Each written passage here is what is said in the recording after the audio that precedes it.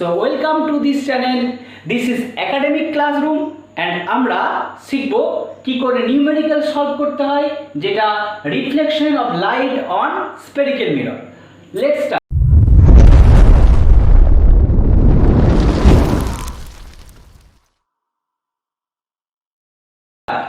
Spherical মিররকে আমরা দুটো ক্যাটাগরিতে ভাগ করতে পারি। ফার্স্ট যেটা আছে সেটা হলো কনকেভ and second যেটা আছে that is convex.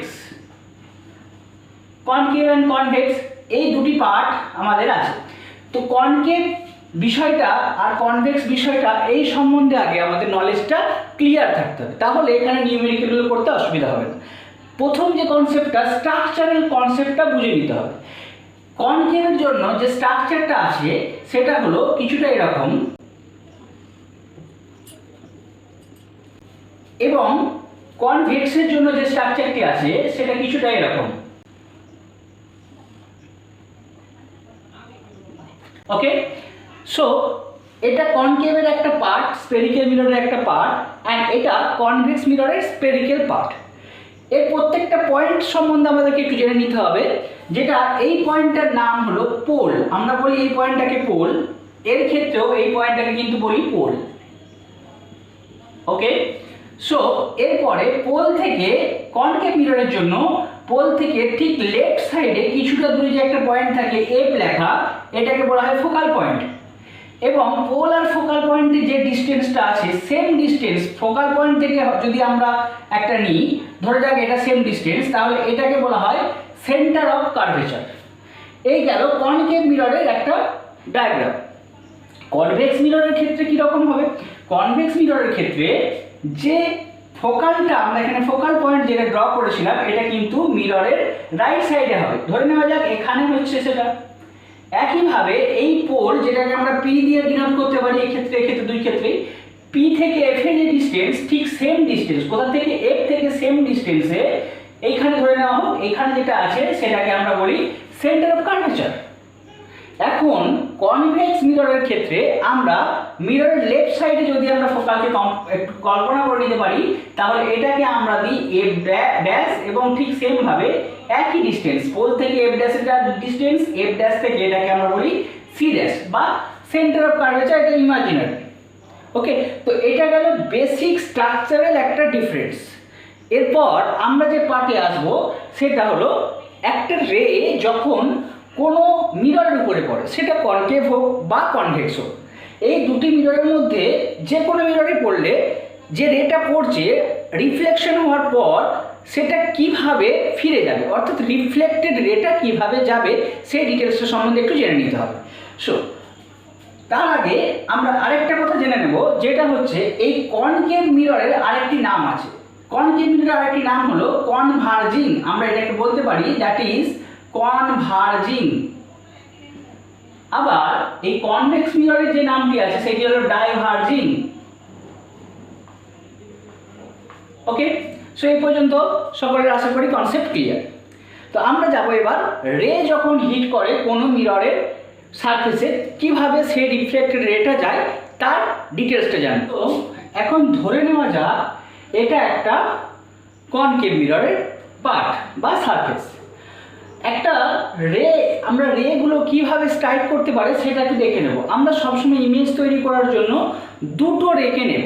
ওকে, তো দুটো রেকে কিভাবে নেব? প্রথম রেটাকে কল্পনা করে নেব যে রেটা আসছে প্রিন্সিপাল এক্সিসের সাথে প্যারালাল। এখানে প্রিন্সিপাল এক্সিস কোনটা? এখানে প্রিন্সিপাল এক্সিস বলা হয় এই লাইনটাকে, প্রিন্সিপাল এক্সিস একে বলা হয়। ওকে, প্রিন্সিপাল এক্সিস। সো এই প্রিন্সিপাল এক্সিসের সাথে একটা রে প্যারালালি আসছে বলে ধরে নেব, আর একটা রেকে ধরবো যে রেটা সেন্টার অফ কার্ভেচারের উপর দিয়ে যাচ্ছে। এই দুটো রেকে আমরা ধরে নেব ইমেজ তৈরি করার জন্য। সো প্রথম রেটা যদি ধরে নিই যে একটা রে যেটা প্যারালালি আসছে কার সাথে? প্রিন্সিপাল এক্সিসের সাথে, সে রেটা সব সময় এই মিরর সারফেসে স্ট্রাইক করার পরে যাবে ফোকাল পয়েন্টের উপর দিয়ে, অর্থাৎ সব সময় এই পয়েন্ট যেটা আছে এই পয়েন্টের উপর দিয়ে যাবে রেটা। এইভাবে ধরে নেওয়া যাক। তো এইভাবে রেটা ফিরে যাবে। ওকে, অ্যান্ড আরেকটা রে যদি আমরা ইমাজিন করি যে কোনো একটা সোর্স অফ লাইট থেকে রেটা আসছে, কোথায় এসে পড়ছে না সেন্টার অফ কার্ভেচারের উপর দিয়ে গিয়ে স্ট্রাইক করছে এইভাবে মিররে। মিরর সারফেসে যদি স্ট্রাইক করছে বলে ধরে নিই আমি, তাহলে এই রেটা অবশ্যই এখানে স্ট্রাইক করার পর আফটার রিফ্লেক্টেড বা আফটার রিফ্লেকশন ফিরে যাবে কোন দিকে না এই দিকে, সেন্টার অফ কার্ভেচারের উপর দিয়ে সেম রাস্তায় ফিরে যাবে। এটা গেল যে কোনো একটা রে যখন স্পেরিক্যাল মিরর সারফেসে সে হিট করে রিফ্লেকশনের পর সে কিভাবে ফিরে যায়। ওকে, সো আমরা এবার দেখব পজিশনগুলো, যে অবজেক্ট যেগুলো আছে তার পজিশনগুলো চেঞ্জ করলে কিভাবে ইমেজের পজিশন চেঞ্জ হয়। এক্ষেত্রে আমরা বেশ কয়েকটি মানে কনকেভ এবং কনভেক্স মিরর মিলিয়ে মোট 8টি ডায়াগ্রামকে ধরে নেব এবং 8টি ডায়াগ্রামকে আঁকবো আমরা একটি একটি করে, এবং তার সাথে সাথে যে ইমেজটা ফর্ম হবে সেই ইমেজটার নেচার কেমন হবে, কোথায় ইমেজটা তৈরি হবে, সাইজ কেমন হবে, তার ডিটেলস বলবো এখনই। সো দেখা যাক পরে। প্রথম যে কেসটি আমরা নিলাম কনকেভ মিররের ক্ষেত্রে, আমরা কিন্তু এখন যা কিছু করছি সবই এই কনকেভ মিররের ক্ষেত্রে করছি। ওকে, সো কনকেভ মিররের ক্ষেত্রে আমরা কনকেভ মিররের যে প্রথম কেস সেটা হলো when object is kept at infinity, মানে অবজেক্টটাকে আমরা ইনফিনিটিতে রাখছি, কোথায় অবজেক্টটা আছে তার অ্যাকচুয়াল পজিশনটা আমাদের জানা নেই, তাহলে তখন সেক্ষেত্রে ইমেজটা কেমন তৈরি হবে দেখা যাক। ধরে নেওয়া যাক কি এটা একটা কনকেভ মিরর।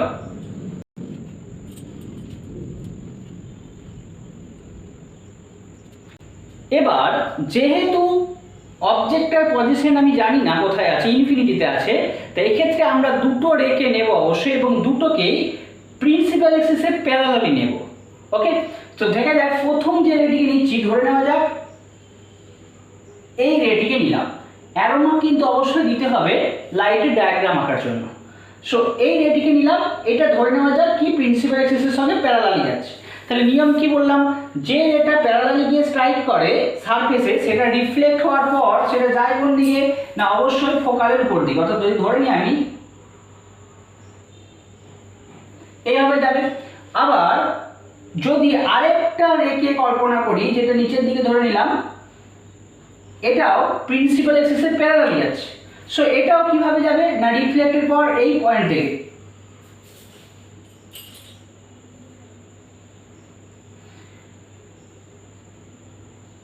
ওকে, সো এই হলো ইমেজ। কোথায় ইমেজটা ফর্ম হলো, ইমেজটা ফর্ম হলো এই এফ পয়েন্টে। ক্লিয়ার? এটা গেল প্রথম যে ডায়াগ্রামটা সেটা।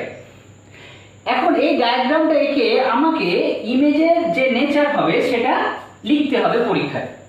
সো ইমেজ নেচার কি করে আমরা বলবো, ইমেজ নেচার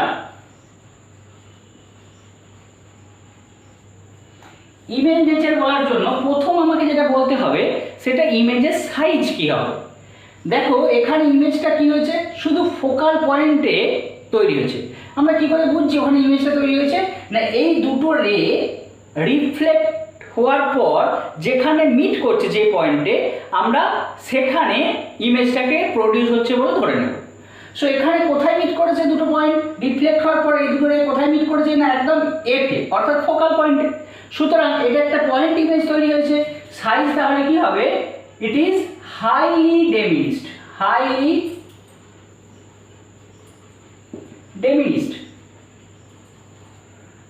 ওকে, ইমেজের সাইজ কেমন হলো ক্লিয়ার। সেকেন্ড যে টপিকটা সেটা ইমেজটা কি হবে সেটা বলতে হবে যে রিয়েল অর ভার্চুয়াল। রিয়েল কখন বলি, ভার্চুয়াল কখন বলি, আমরা এই সমস্ত পার্টগুলো বা এই জিনিসগুলো থিওরিটিক্যাল যে টপিকসগুলো আছে তাতে কিন্তু ক্লিয়ার করি। কিন্তু যেহেতু আজকে আমি শুধুমাত্র নিউমেরিক্যাল পার্টটা ক্লিয়ার করছি, তো আমি ওই পার্টগুলো এখন ডিটেলসে বলছি না। যদি অসুবিধা থাকে কারোর কমেন্ট বক্সে জানিও, অবশ্যই ক্লাস করিয়ে ওই প্রবলেমগুলো সলভ করে দেওয়া হবে। সো নেক্সট যেটা আসছি রিয়েল কি ভার্চুয়াল। এখানে দেখো আমি এই যে ইমেজটা ড্র করার জন্য কোথাও ডট লাইন ইউজ করিনি। কেন করিনি, কারণ এটা হচ্ছে অ্যাকচুয়ালি আমি কনকেভ মিরর করছি।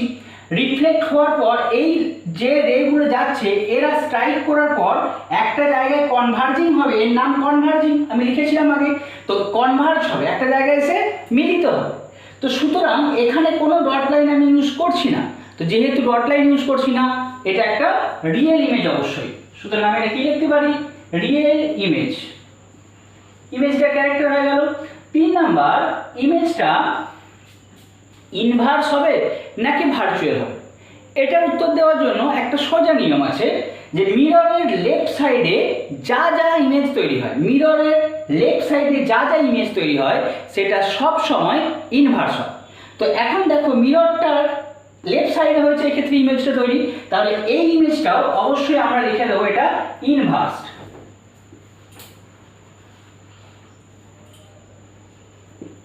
এই ইমেজটাও কি হয়েছে ইনভার্স হবে। অ্যান্ড লাস্ট যে আমাদেরকে বলতে হবে পজিশনটা বলতে হবে, কোথায় ইমেজটা তৈরি হয়েছে সেটা বলতে হবে। এটা তো দেখেই বলা যাচ্ছে যে ইমেজটা অ্যাকচুয়ালি ফোকাল পয়েন্টে বা ক্যাপিটাল এফ এ তৈরি হয়েছে। তাহলে ইমেজ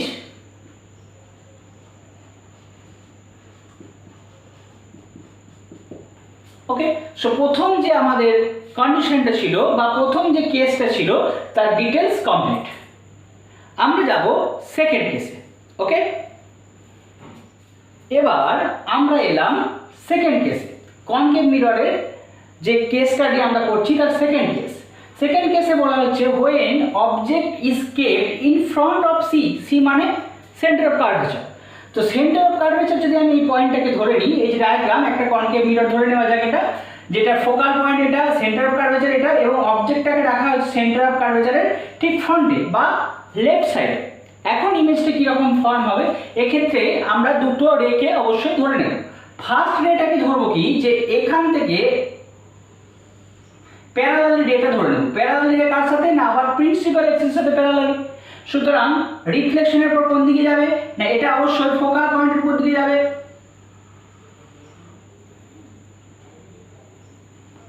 এটা কোন দিকে গেল, ফোকাল পয়েন্টের উপর দিকে গেল। ওকে, আরেকটাকে ধরে নেব, সেটা কোন দিকে যাচ্ছে না, সেটা সেন্টার অফ কার্ভেচারের উপর দিয়ে যাচ্ছে, অর্থাৎ এরকম ভাবে যাচ্ছে। এটা ধরে নেওয়া যাক এইভাবে এটা যাচ্ছে। তো যদি এইভাবে এটা যাচ্ছে, সরি এটা ডবল এরা দেওয়া যাবে না কারণ রেজাল্টেন্ট বোঝে, তো ধরে নেওয়া যাক রেটা এইভাবে যাচ্ছে। যদি রেটা যায় স্ট্রাইক করে, নিয়ম কি না, স্ট্রাইক করার পরে ওটা আবার একই পথে ফিরে যাবে, তাহলে রেটা যাবে এদিকে। ওকে, তাহলে কোথায় মিট করলো এই দুটো রে, না এই পয়েন্টে মিট করেছে। এই পয়েন্টটা থেকে আমরা একটা পারপেন্ডিকুলার লাইন এঁকে নেবো, কোথা থেকে না কার্ভেচার, এই প্রিন্সিপাল অ্যাক্সিসের সাথে একটা পারপেন্ডিকুলার লাইন এঁকে নিলাম। এখন এটা দেখো, এটা ছিল ইমেজ, এটা হয়েছে সরি এটা ছিল অবজেক্ট, এটা হয়েছে ইমেজ। তো অ্যারো মার্কটা নিচের দিকে হয়েছে, তাহলে আমরা স্বাভাবিকভাবে এনটাকে নিচে লিখতে পারি এবং এমটাকে উপরে লিখতে পারি। ক্লিয়ার? এই হলো ডায়াগ্রাম সেকেন্ড কেসের। সো আমি ইমেজ ক্যারেক্টার বলবো, যে ইমেজ ক্যারেক্টার বা ইমেজের নেচার সেটা কেমন হবে। প্রথম নেচার কি বলেছি আগের ছবিতেও, সাইজ বলবো।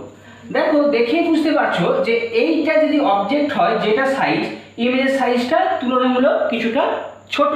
তো ছোট হলে আমরা কি বলি, ডেমিনিস্ট। তাহলে ইমেজ সাইজটা কি হলো না, ডেমিনিস্ট।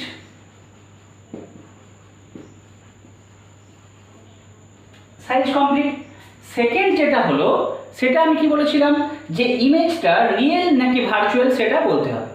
একইভাবে দেখো আগের বারের মতো এখানে কোনো রকম ডট লাইন ইউজ করতে হচ্ছে না আমাকে, কারেক্ট? তো যেহেতু ডট লাইন ইউজ করতে হচ্ছে না, তাহলে ইমেজটা কি হলো, এখানেও ইমেজটা হলো রিয়েল।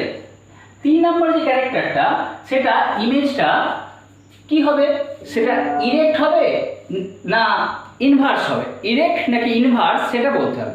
তো এটা যদি অবজেক্ট হয়, ইমেজটা দেখেই বোঝা যাচ্ছে উল্টো দিকে হয়েছে, তাই না? এদিকে অ্যারো মার্কটা উপরের দিকে ছিল, এখন নিচের দিকে হয়েছে, তো স্বাভাবিকভাবে এটা ইনভার্স হবে। আমরা লিখতে পারি ক্যারেক্টারটা inverse. Okay, and last character বা লাস্ট লিখতে হয় যেটা, সেটা হলো পজিশন, কোথায় তৈরি হয়েছে ইমেজটা। দেখে বোঝা যাচ্ছে সি আর এফ মানে সেন্টার অফ কার্ভেচার এবং ফোকাল পয়েন্ট, এদের মাঝে কোনো একটা জায়গায়। সো আমরা বলতে পারি ইন বিটুইন। তো আমরা বলতে পারি কি, ইমেজটা কোথায় তৈরি হলো, in between C and F. Complete second case. আমরা যাব থার্ড কেসে। ওকে, আমরা এখন নিলাম 3 number case, when object is kept at C মানে সেন্টার অফ কার্ভেচার। তো কনকেভ মিররে একই, কনকেভ মিররে আমরা এখন অবজেক্টটাকে কোথায় রেখেছি, সেন্টার অফ কার্ভেচারে রেখেছি। এই ছবিটা পরীক্ষার খাতায় মেলানো কিন্তু একটুখানি কঠিন আছে, সহজে মিলতে চায় না। তো একটা ট্রিক ফলো করে ছবিটা করলে সহজে মিলে যায়। এই ছবিটার আমি দেখিয়ে দিচ্ছি কিভাবে করতে হবে। এই কেসটা যে ইমেজ নেচার বা ইমেজ ক্যারেক্টারিস্টিক্সটা বলছি ওটাকে মনে রাখতে হয়, তাহলে ছবিটা আঁকা কিন্তু সুবিধা, নাহলে কিন্তু মেলানো কঠিন আছে। ওকে, সো দেখা যাক কি হয়। প্রথম যে নিয়মটা, এখন নিয়মটা হলো একটা রে প্যারালালি গেল কার সাথে, প্রিন্সিপাল অ্যাক্সিসের সাথে। এই রেটা ধরে নেওয়া যাক যে এইভাবে যাচ্ছে, অর্থাৎ ফোকাল পয়েন্টের উপর দিয়ে যাবে, যেহেতু প্রিন্সিপাল অ্যাক্সিসের সাথে প্যারালালি যাচ্ছে। এরপরে আরেকটা রেখে ধরবো যেটা ফোকাল পয়েন্টের উপর দিয়ে গেছে। ওকে, ফোকাল পয়েন্টের উপর দিয়ে গেছে বলে ধরে নেবো। কেন? কারণ কি, এখন অবজেক্টটা কোথায় আছে, সেন্টার অফ কার্ভেচারের উপরেই আছে। তার মানে যেহেতু এর উপরেই আছে, নিশ্চয়ই এটা সেন্টার অফ কার্ভেচারের উপর যেতে পারবে না। তো আরেকটা রেখে ধরে নিলাম যে ফোকাল পয়েন্টের উপর দিয়ে যাচ্ছে। তাহলে এ কি হবে আফটার রিফ্লেকশন, না এটা রিফ্লেক্ট করার পর অবশ্যই কি করবে, না এর সাথে প্যারালালি যাবে। ধরে নেওয়া গেল যে রেটা এইভাবে যাবে। ওকে, তো এখন কোথায় মিট করলো, এই দুটো পয়েন্ট, এটা গেছে এইভাবে স্ট্রাইক করার পর এইভাবে রিফ্লেক্টেড হয়েছে, আর এই রেটা প্রথমে উপর প্যারালালি গেছে স্ট্রাইক করার পর ফোকাল পয়েন্টের উপর দিয়ে এসেছে।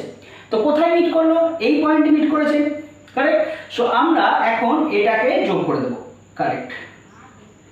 তো যদি আমরা এটাকে এম দিয়ে থাকি নাম, এটা যদি এন হয়, দেখো একই জায়গায় এম আছে, এখানে এন দিলাম। ওকে, তো এই ছবিটা আমরা কিভাবে করলাম এখানে দেখলাম। তো পরীক্ষার খাতায় এটা কিন্তু সহজে মিলবে না, আমি যখনই ইমেজটার ক্যারেক্টারিস্টিক্স বলবো আমি বলে দিচ্ছি কেন মিলবে না।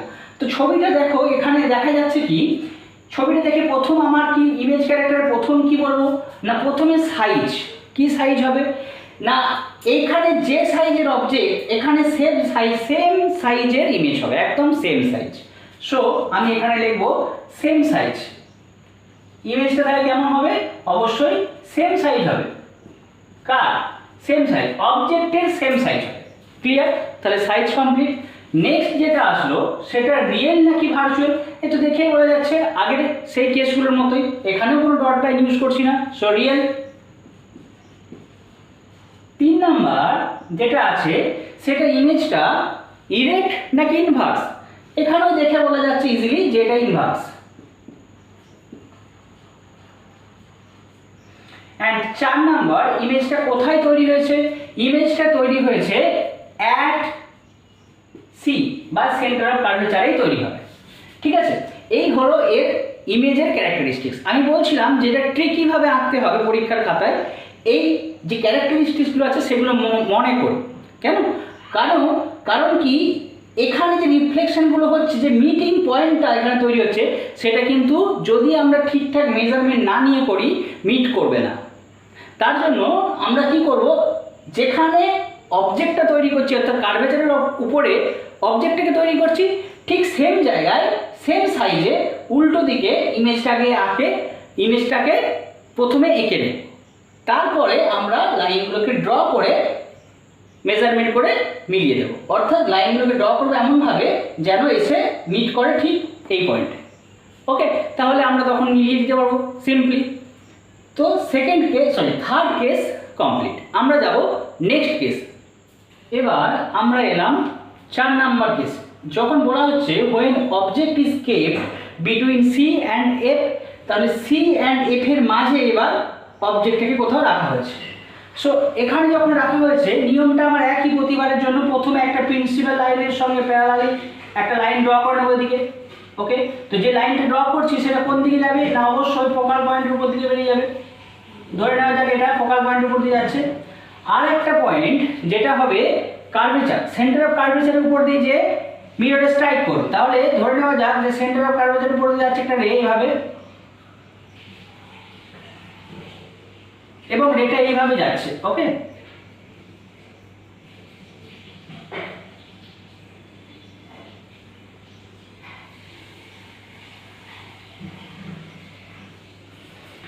এখন সেন্টার অফ কার্ভেচারের উপর দিয়ে যে রেটা যাচ্ছে গিয়ে স্ট্রাইক করলো মিররে, সেটা একই রাস্তায় ফিরে আসবে বলেছি, তাহলে একই রাস্তায় ফিরে এলো।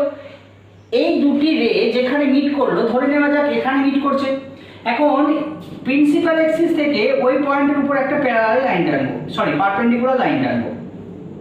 ওকে, তো পারপেন্ডিকুলার লাইন যেটা টানলাম এটা দেখা যাচ্ছে কি এইটা এম, অবশ্যই অ্যারো মার্কটা নিচের দিকে এন। সো এখানটা যেটা হলো এটা হলো ইমেজ, আমরা যদি ডট দিয়ে করি তাহলে একটা ডট দিতে পারি। তো এটা হলো ইমেজ, এটা হলো অবজেক্ট। ওকে, সো ডায়াগ্রাম দেখে এবার আমাকে ইমেজের যে নেচার সেটা বলতে হবে। সেটা বলা খুবই সোজা, আমরা আগের যে 3টে কেস দেখে এসেছি সেগুলো বুঝতে পারলে এটা ইজিলি বলা যাবে। কিভাবে বলবো? First image size. দেখো ইমেজ সাইজ কি হয়েছে, এখানে ছিল অবজেক্ট এরকম, ইমেজ হয়েছে বড় সাইজে। সো বড় হলে আমরা কি লিখি ইমেজটা, তখন কি হবে না এন লার্জ, বড় হলে তাকে আমরা বলি এন লার্জ। ওকে, ইমেজ সাইজ কমপ্লিট। 2 নম্বর, ইমেজটা রিয়েল হয়েছে নাকি ভার্চুয়াল।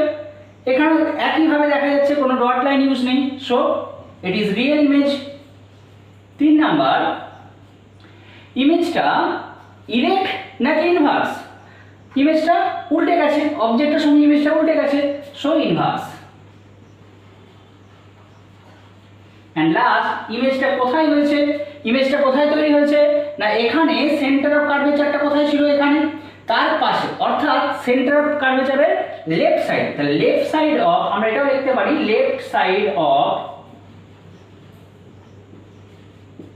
সি, সেন্টার অফ কার্ভেচারের লেফট সাইডে তৈরি হয়েছে, আমরা বলতে পারি, কোনো অসুবিধা নেই। সো 4 নম্বর যে কেস কমপ্লিট। আমরা যাব 5 নম্বর কেসে। আমরা নেক্সট যে কেসে এলাম, অর্থাৎ 5 নম্বর যে কেস, সেখানে বলা হচ্ছে যে অবজেক্টটাকে কোথায় রাখা হয়েছে এখন, এফ এ, মানে ফোকাল পয়েন্টে। সো ফোকাল পয়েন্টে আমরা দেখতে পাচ্ছি একটা অবজেক্টকে রাখা হয়েছে। এক্ষেত্রে নিয়ম সে একই, প্রথমে আমরা একটা রেকে নিয়ে নেব parallelly to the principal Axis. So এই রেটা কিভাবে যাবে এখান থেকে,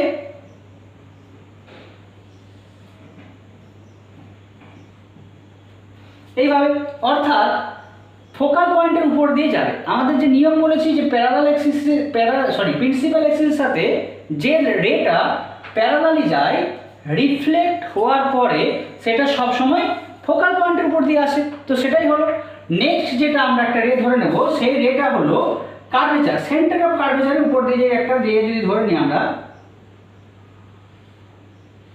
মোটামুটি এরকম। ওকে, তো যেহেতু আমি হাতে আঁকছি সেই জন্য স্ট্রেট লাইনগুলো হয়তো একটু বেঁকে যাচ্ছে, তো তোমরা স্কেল নিয়ে আঁকার চেষ্টা করো, ইজিলি আঁকতে পারো। সো সেন্টার অফ কার্ভেচার দিয়ে যে রেটা হিট করছে এখানে, নিয়ম অনুযায়ী সেই রেটা একই রাস্তায় ফিরে আসবে। এই রে দুটি এরা কিন্তু প্যারালালি যাচ্ছে, তো প্যারালাল লাইন তো কখনো মিট করতে পারে না আমরা জানি। তাহলে এদের যে ইমেজটা তৈরি হবে সেটা কিন্তু ইনফিনিটিতে তৈরি হয়। তো আমরা যদি একটুখানি বেশি ছবিটা এঁকে নিয়ে এসি দূর পর্যন্ত ভেবে নিই, ছবিটা নিয়ে পারি ডিটেলসে, তাহলে স্ট্রেট লাইনটা আরও বড় করলাম। সো এটাও কী হবে, আস্তে আস্তে আস্তে বাড়তে থাকবে, এই লাইনটাও আস্তে আস্তে আস্তে আস্তে বাড়তে থাকবে। এগুলো ইমাজিনারি লাইন নয়, কিন্তু এগুলো অরিজিনালি বাড়তে থাকবে। যদি বাড়তে থাকে স্ট্রেট লাইন অনুযায়ী বাড়তে থাকে অবশ্যই, তাহলে দেখো যত যাবে, অর্থাৎ এই লাইন দুটো প্যারালালে যদি ধরে নিই, তাহলে লাইন দুটো যত যাবে প্রিন্সিপাল অ্যাক্সিস থেকে তত দূরে যাবে, অর্থাৎ ইমেজ সাইজটা আস্তে আস্তে আস্তে আস্তে বাড়তে থাকবে। ওকে, তো প্রথমত আমরা এখানে নেচার যদি লিখি, প্রথমত যেটা লিখবো সাইজ। সাইজ কত হবে, আমরা তো মিটই করতে পারছি না, কেন, দুটো প্যারালাল লাইন মিট করছে। তাহলে সাইজটা হবে highly enlarged, highly enlarged. Okay, so first and second যেটা হলো, এটা রিয়েল নাকি ভার্চুয়াল, একইভাবে কোনো ডট লাইন ইউজ নেই, so it is real. 3 number, এখানে ইমেজটা কি হচ্ছে, অবশ্যই ইনভার্স, উল্টো দিকে হচ্ছে না, তো ইনভার্স।